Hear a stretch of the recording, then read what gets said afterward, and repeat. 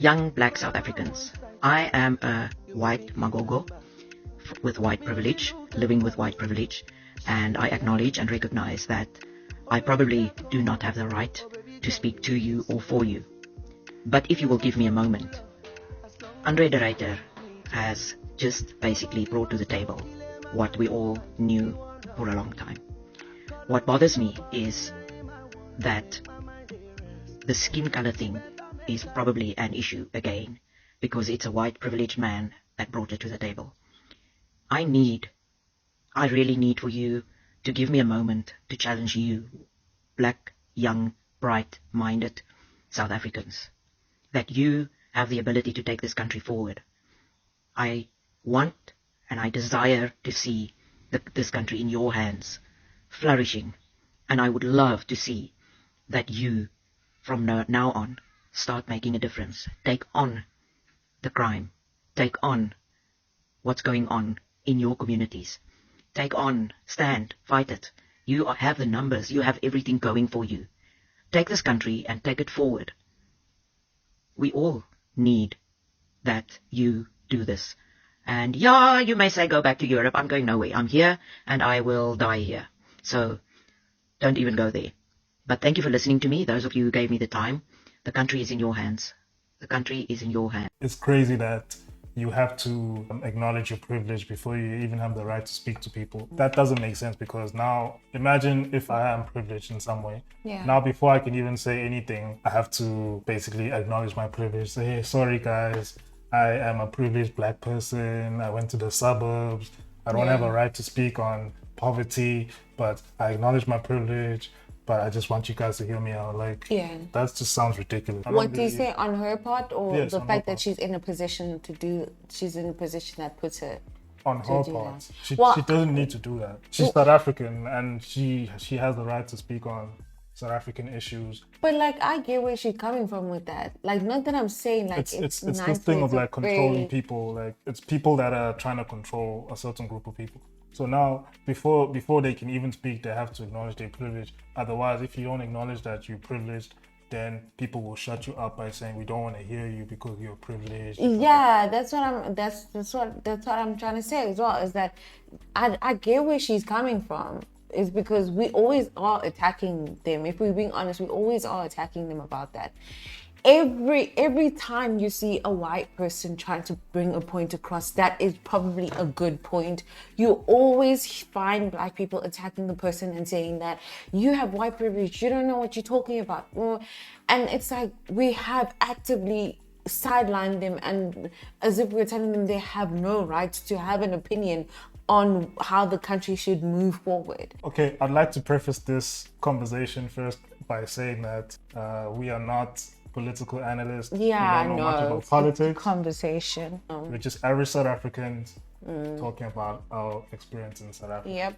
Anyway, I'd like to understand, for you, when did you realize that South Africa is in shambles? Like, when did you realize that for yourself? Well, like, when I started seeing that you can't trust any system, like any government system, like there's no, if you've got a problem, you can't trust that you can go tell the police. You can't trust that no government facility is properly functioning and doing what it's supposed to be doing. It's like you're on your own when you really feel like you're on your own. And people that live a more comfortable life here are people that have money, that have serious money.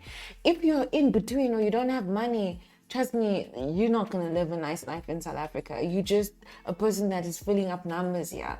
And it's like, to a point where it's like, let's say an American or European or anyone that may come and settle here that has money, right, and buys a house in Camps Bay, they seem to be more South African than you are. Do you get what I mean? They the one that actually enjoys the country more than you, the South Africans. You just there. If you're not staying in a shack and having, like, your life, you're bad. Yeah, it's actually so bad. I first started realizing that South Africa is in shambles pretty much after 2010. 2010. I think Yeah. 2010 was the last time. 2010 was like the last good year that we had in Yeah. South Africa. But just to take it back, so the government knew that load shedding was going to be a thing in the 90s. They got this report saying that load shedding was going to be a problem in 2007. Yeah. So Mandela's government did nothing about it. Thabo Mbeki's government did nothing about it. Yeah. And then load shedding started happening with Thabo Mbeki. Yeah. But yeah, he managed it quite well. Only got Yeah. stage 2. Yeah. Zuma came in and he also had some load shedding problems, but he managed it quite Yeah, well. managed to the And he point said where that. it was almost like it's gonna go Yeah, away and permanently. Zuma said that he will stop load shedding, and he got the right people in place in ESCOM, and they stopped load shedding for some But time. this is the other thing that I notice about our current government. Like, one, I do notice that they're not transparent about all those things, what's working and what's not working, right? I feel like this current government they are all about securing the bag for themselves, like selfishly. Anything that is like, that brings them money, they will keep it going on, even if it's a bad thing or it's not good for the people. Like, for instance, like when we had the shutdown, the national shutdown, COVID times, when they decided to stop alcohol and cigarettes, for example, right? Not because they care about our lungs or they care that you are in worse danger when you are, consuming alcohol or smoking cigarettes, but because it was generating money. Even though it was in the illegal market, illegal cigarettes were being traded, and illegal alcohol as well, and things like that. That was a whole, people were making money there. And that's why I feel like it was left on to continue and go on like that. Just like the load shedding. I'm one of those guys that I don't really care for like the excuses and Yeah. the backstory that's behind why things don't work. So like, for example, there's a lot of people that like to come out and say that the reason why ESCOM is like this is because sabotage, it's because there's syndicates and all that stuff, right? Me as an end user, I really do not care what happens in the background. I don't care about none of that. Yeah. What matters is, does your product work the way it should? And as a taxpayer, I should get the service that I'm expecting to get. So I like to compare Cyril and Zuma in saying that Zuma faced the same issues that Cyril is facing right now. Yeah. But he said that he will end load shedding, and he did that. He ended load shedding. Now Cyril faced with the same challenges that Zuma's faced with. He is struggling with load shedding to the point that now we even think about stage 16. Because let's be honest, electricity. like, he doesn't really control that. Like, he's just the face of all of this, but he doesn't control I don't that. like that now, because now it absolves them of If people want, responsibility. if people like, but that's the problem. Like, our government isn't in power like that. Like, It as much as doesn't we'd matter. like to think that they are. And it's like the people that are really in power are using this situation to put the government in a bad position. And I think that is good as well. In as much as it's bad, it's good, because it is showing us how incompetent they are.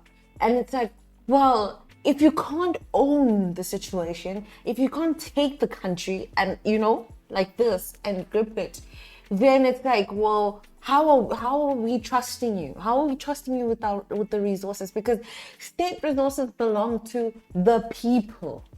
So it's like, if we can't trust you with our resources, then it's like, well, what's the point? What's the point of having you there? That's why this lady is saying that we, as young Black South Africans, or young South Africans, let me just say young South Africans, this is actually when we should do that. Take charge. Let's stop looking at to who is better than the other or who is worse than the other. It's like we're still waiting on them to be our messiahs, and of which they have proven to be incapable of doing that over and over again. We don't have to continue with a system that doesn't work. Nobody's forcing us to continue with the system that is currently in place. Nobody is saying that. Yes, it was one that was given to us kind of on a silver platter post apartheid, and we were like, okay, well, this is something that should be working for y'all, or that could work for y'all. The whole the Constitution, the Freedom Charter, and all of those things, right? Great, idealistically, but look, if something is not working, you don't have to continue with it. And I think that's when we as the young people need to then step in and do something. Because all we know is to just tweet about shit when we don't like shit, just tweet about it all day. The whole thing of saying that the president or the ANC government is not in control is bad, because now people feel sorry for them now. Because it's like, okay, these niggas are not in control.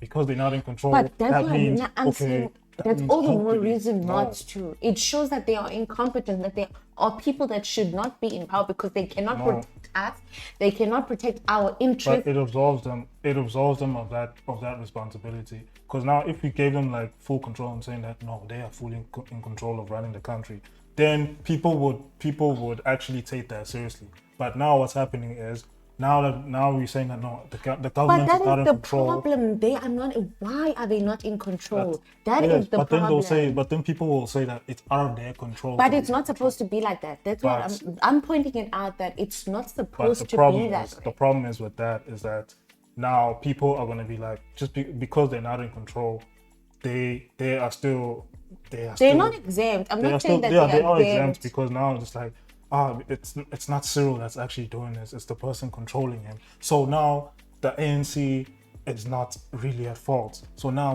what can we do? But no, these are still our people not, though. So we're still gonna keep them in power until they take back that power. That's what people think.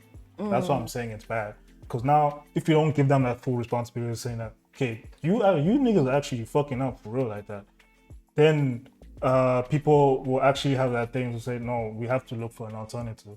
But if they still have this thing that no, the ANC are not in control of things, then they will still look to them to turn that around, and hope that hopefully they'll take control of the country one day, and then they'll look out for us black people like they should, like they say they would, and all that stuff like that. And I wish that's not gonna happen. It's getting more sad that more and more South Africans, and even spilling into Black South Africans, are migrating and are feeling that they have no choice but to migrate. I never saw that coming, to be honest. I don't feel like they are people that are more proud of being in their country like South Africans. Like, South Africans are proud of being South Africans. It's like we hold that with pride. And it's like it's now us being in a position where we slowly we want to leave our country in masses now. Something's really, really wrong there. Yeah, it's because nothing is actually working, and it's really frustrating. But are you telling me that out of all of these scholars that we've produced as a country, nobody can have a solution for our electricity crisis? Or is it because we just this blind nation that really just looks at, oh, but Cyril has to come with the solution. Oh, Zuma has to come with the solution. That's why they also look at us like idiots. Like, no, there's nothing we can do. The government controls all of that. There's red tape. You can't just start up your own power plant. Of course. But I'm still saying for us to be in power, like to get them out completely. What are you saying about that? Like to get them out completely, because their system is not working and us come with our own system in there. Like how you suggest we do that? Well, just it's gonna be, it's kind of difficult. Like if it was doable, it would have been done. But how is it not doable? We're acting like it's completely impossible. People do have solutions. Like we do have solutions to a lot of things. It's just that it's not possible because the government has so much red tape and so much control over all of these things that we have to go through them. If you want to be an energy producer, you have to go through them. If you want to do anything, if you want to own a business, you have to go through them. All these things. But that's the problem. Like, that's how we. Oh, this is gonna be bad to say, but we need to despite all of that, because if you think about it, structures like law is supposed to be made by the people, and systems and all of that of a country is supposed to be made by its people. It's like a group of people come together because they're occupying a certain space of land, and then they come up with laws so that they can live together, government in harmony. That's how it's supposed to be. Now it's like, now we're almost like making it as though we are at the mercy of these people. Like it's starting to look very dictatorial and autocratic, and not really like this democracy that we put it. If it's things like that, because are you going to tell me that you're going to shut down something that we are proposing that could work better for all? That's not a democratic country then. That is a dictatorship. That is Cyril Ramaphosa's house, and he's running it the way he wants to run it. Yes, but it is a democracy because people keep voting for the ANC. It's not like... But democracy doesn't end by votes, and it doesn't mean now like my say is my vote only. That's the problem. That's the What are problem. you suggesting? Eh? What are you suggesting? Like people to understand firstly that we've got more power than we understand ourselves to have. Mm-hmm.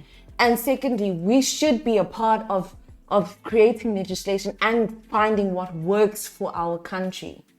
If they can't, if the people that we put in power, like it's not, making the country run is not solely their responsibility. It's just, these are our almost like our class captains. Just because we've got class captains doesn't mean we don't do shit. And our class captains need to understand that it's a joint effort. It's not just them. And it's not just them to sit there and make all the decisions and take all the credit and things like that. It will never work like that because you're not an omni-genius. You're not you get what I mean? Your people in your country are your resources that can make the bigger picture work and the country work and function. And our problem is because we are not doing that, and the government is not utilizing its people the way it should be utilizing. But because I think that stems from because we've been a dependent people for a long time, where we just look to be spoon-fed stuff.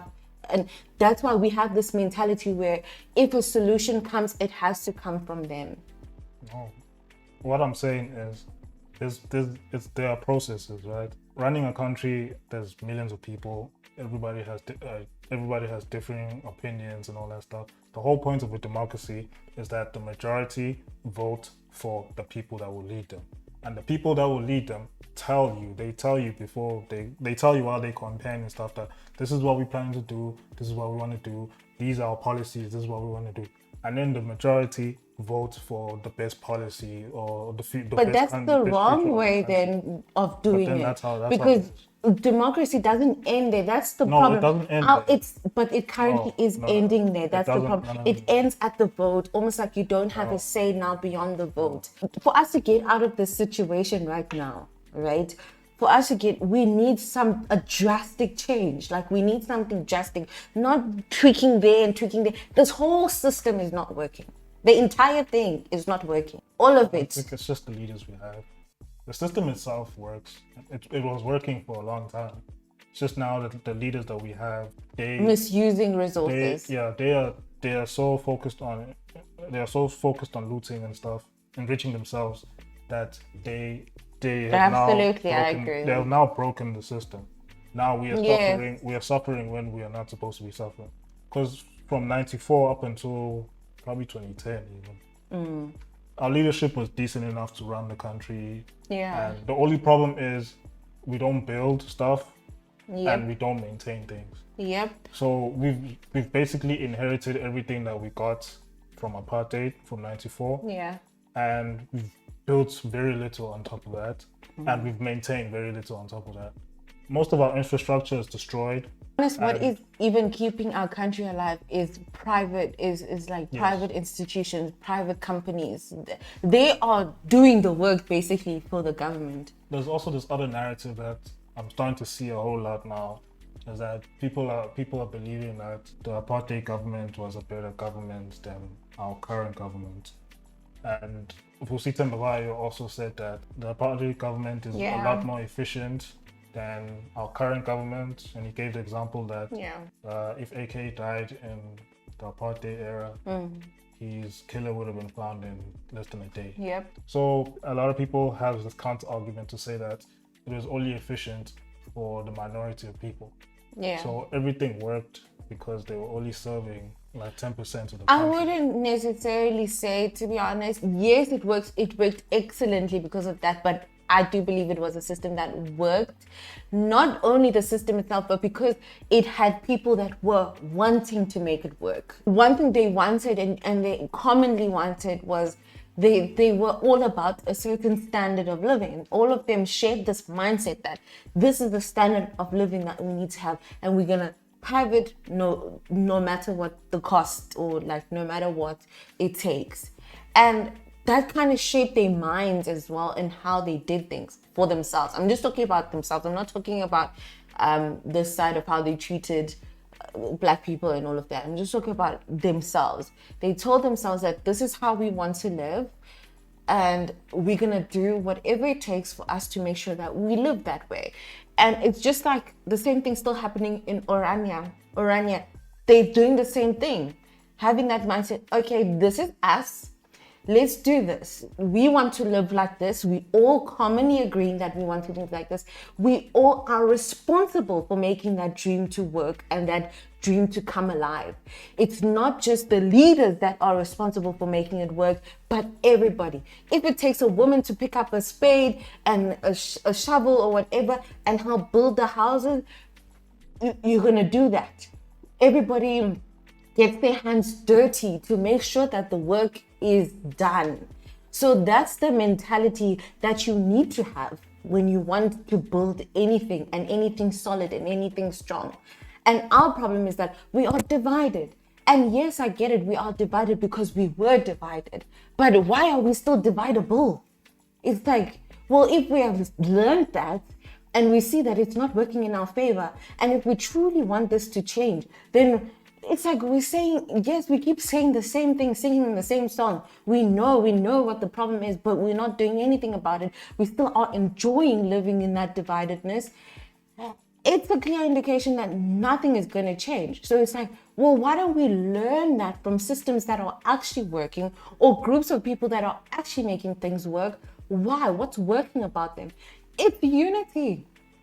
It's like-mindedness. And even if, yes, we don't have we come from different homes, so there's no way we're going to have the exact same thoughts, the exact same minds, but if we come together and have a common goal and we tell ourselves this is our goal and we drill it in our minds, we're going to start, our minds are going to be shaped in that way, and we're going to start working towards that, and we're going to end up being that. To the people that say that the apartheid government is only efficient because it only serviced 10% of the country, my thinking to that is, when we inherited the country in '94, and most of these services was opened to the majority of people, the country ran pretty smoothly for close to 10 years before we started having load shedding and all these things. So, well, can I just have a little bit of a comment there? Mm-hmm. Well, don't you think that's because we still believed in a freedom thing, you know, like we were still the Mandela people, you know, who had the same mindset? Because if you think about it, people back then, they were together, they were united because we had a similar struggle, we had a same struggle, you understand? So our minds were like that. We wanted freedom, we wanted all of that. It was working, I believe, initially, because we were still like that and excited about the freedom before things like greed started creeping in. You understand what I'm saying? Many of us were just happy that we got the opportunity now to start doing things. But then the people that finally got the power, then firstly they were happy. Ooh, freedom. Ooh, yes, we're starting to integrate, we're starting to thingy whatever. But then when they started seeing the money that is going like this, it's that greed, because you are not used to being in that position. You are not used to doing that. Now you're seeing the money. Now you don't know how to handle yourself in that situation, and you just want to enrich yourself. A lot of people fall for that trap. A lot. Yeah, what I was trying to say is that we inherited a working state, and that state worked for quite a long time before things started to fail. Now, the main issue is that we didn't build on top of it because Yeah, of the course. apartheid government built most of the infrastructure we have now. Yes. And then we never built on top of that. And then secondly, and much worse, is that we didn't We're don't not maintain. maintaining. So now the state is failing. We're just people of handouts, basically. So you see that handout mentality. And it's just in us over and over. Even our generation seems to have that handout mentality. It's not fair because people do try and make things work, but when you don't have the infrastructure, when you don't have the things you need to get But that's yourself the working, thing, because we are looking, we've been put in such a position where we feel like we are those islands, and we've started believing that, and we started doing it onto ourselves as well. For me personally, the government has failed, and I don't like looking for excuses and trying to figure out why it's failing and outside forces and what. Like, we vote these people to do something, and if they don't do it, then they should be voted out.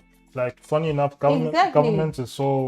government is one of the only places where politicians openly fail and fail consistently for years and still get voted again. In any private business, if you don't meet, I mean, you're out. KPIs, So why are we get still fired. allowing them to be in there? so yeah, that's one of the reasons why the standard drops, because there's no competition. Once there's no competition, then people become comfortable, and then now people can make mistakes and they can perform badly with no repercussions. So we need to show them that they can be replaced. The problem is now there's no But our problem is, viable option.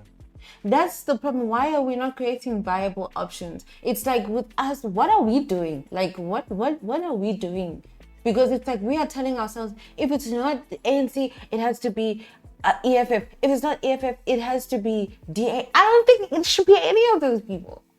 No, it shouldn't be. But politics is it's a very competitive and closed system. You can't just. It's like a taxi industry. You can't just decide to buy a taxi and then go drive your taxi out.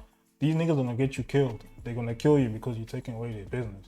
Politics is the same thing. You have to go through it through a certain. So we should basically just give up on our country, basically. Then, but I know. it's So under I the believe- rule of Tsotsis, and it's always just gonna be I under believe the rule there's- of there's Tsotsis. going to be somebody smart enough to go through that channel. But that's our and problem. We always are seeking this messiah to come from nowhere, and they gotta It has be to happen that way. Somebody has to go through the system, and then to get to the top, and then from when he gets to a certain position, fight the system inside. Because fighting it from the outside, you're gonna get killed. Because we still live in a democratic society, one of the best things we can do right now is to vote better and possibly scare them.